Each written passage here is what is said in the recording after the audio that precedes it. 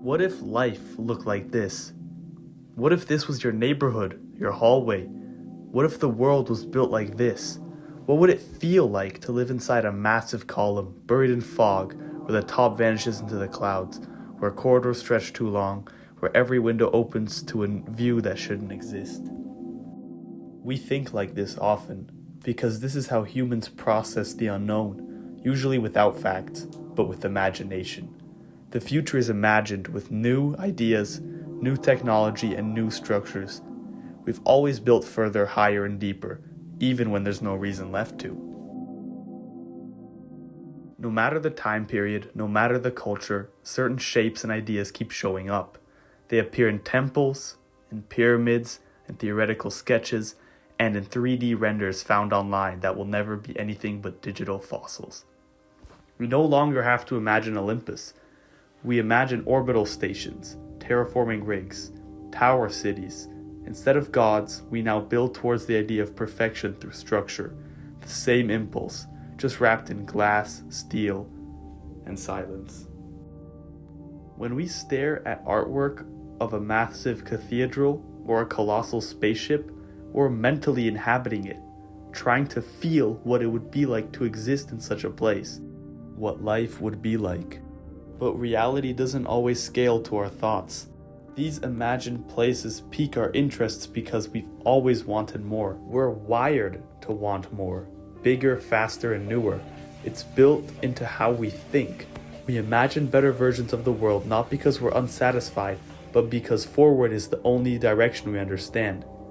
How could we have survived 300,000 years ago if we didn't want to find a better way of living?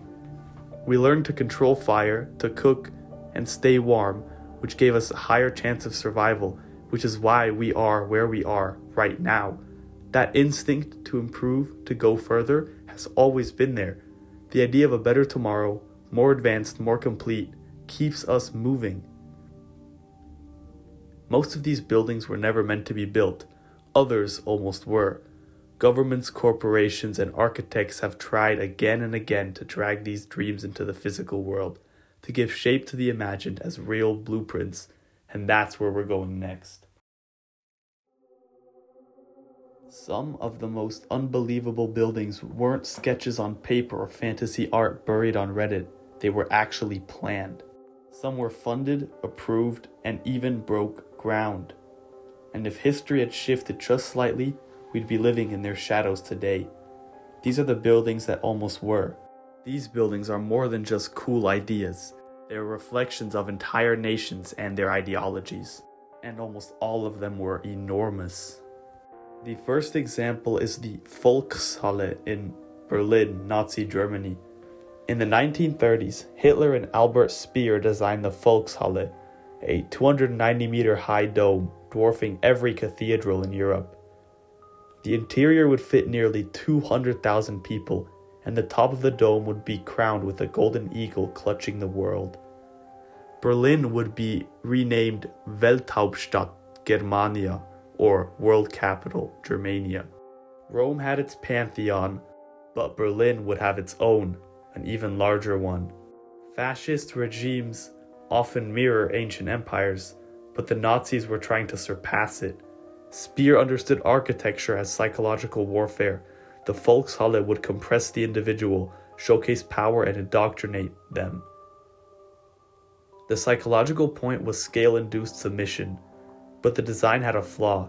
The breath and heat of thousands would create indoor storms, rain and clouds. The building would have been so big that it would have developed its own weather system. And thankfully, reality pushed this plan back. War ended the project and the ruins never started. The collapse of the Third Reich left a vacuum that America filled. With it came growth, and with growth came some insane ideas.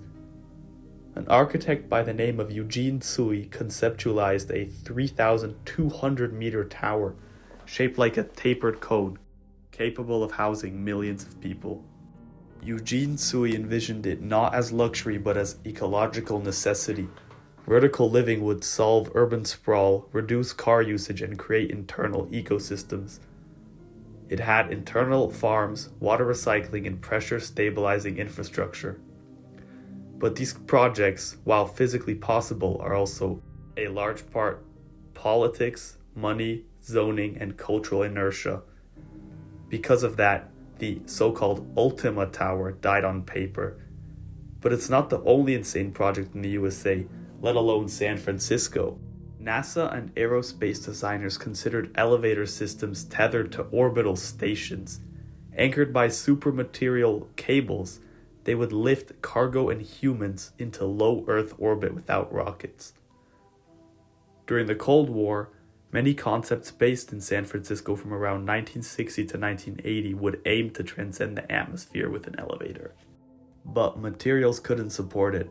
Carbon nanotubes weren't ready, and it remains the most literal symbol of transcendence we've ever designed, a direct line upward.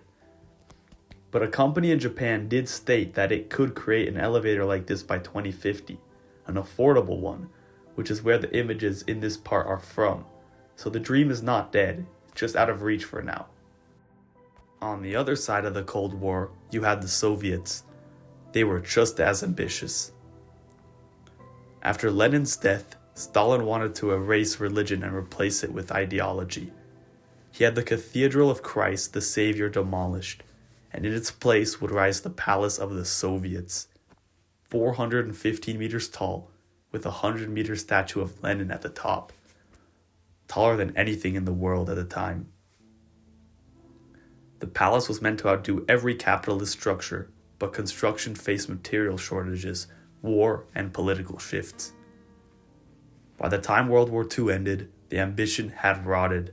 The next leader, Nikita Khrushchev, later promoted the more practical architecture. The site was turned into a swimming pool, and eventually the church was rebuilt. It was a failed project, but if things had gone a different way, it would still be up. Another Soviet project never realized was supposed to be a new addition to the Seven Sisters, the eighth one. The planned eighth sister was meant to sit near the Zaryadye district. It was supposed to be larger than the rest of the Seven Sisters and more central. It was supposed to be around 300 meters tall and send a signal to the world. In the West, skyscrapers sold capitalism. In the USSR, they signaled power.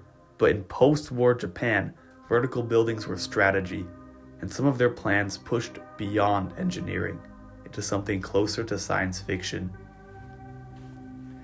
Planned at 4,000 meters tall, the Exceed 4000 would have been the tallest structure ever conceived. Rising from Tokyo Bay, it was designed to house up to 500,000 people, an arcology built upward, not outward.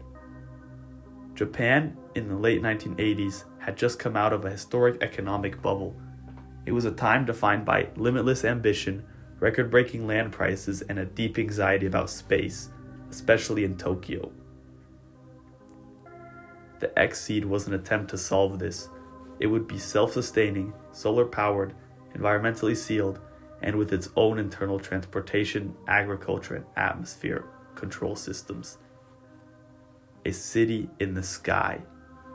But it was never going to be built, and it would have cost up to $1 trillion.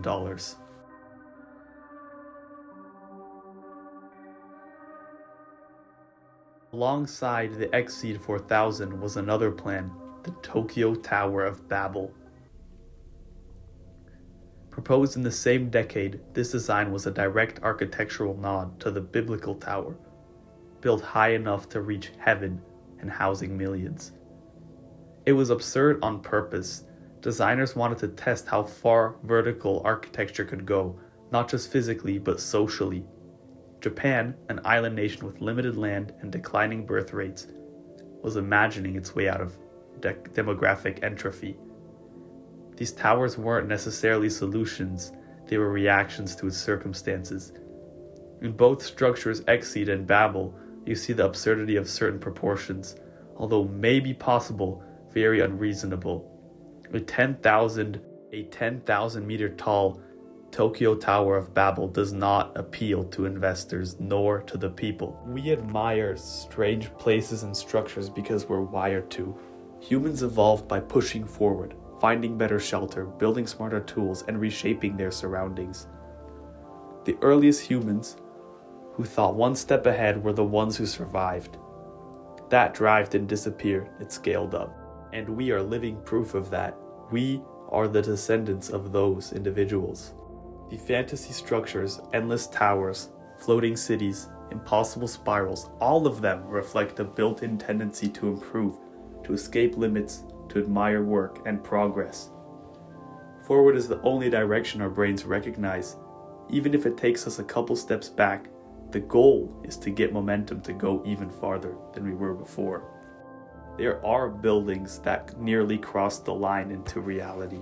Structures like the Palace of the Soviets, the Exceed 4000, or the Volkshalle weren't only cool art. They were funded, drawn, and even approved. In some cases, foundations were laid. The reason they failed is because history moved faster than construction. Wars broke out, economies collapsed, and ideologies shifted. Each one of these buildings reflected the ambitions of the time: Soviet power, post-war Japan anxiety, and American futurism. They were political, economic, and psychological blueprints for new societies that never came to fruition. The baffling thing is that if the timing had shifted slightly, if budgets had held, if wars hadn't started, if regimes had lasted longer, many of these wouldn't be curiosities in forgotten archives. They'd be cities, skylines, and landmarks. They wouldn't be what-ifs. We could stand in front of them today.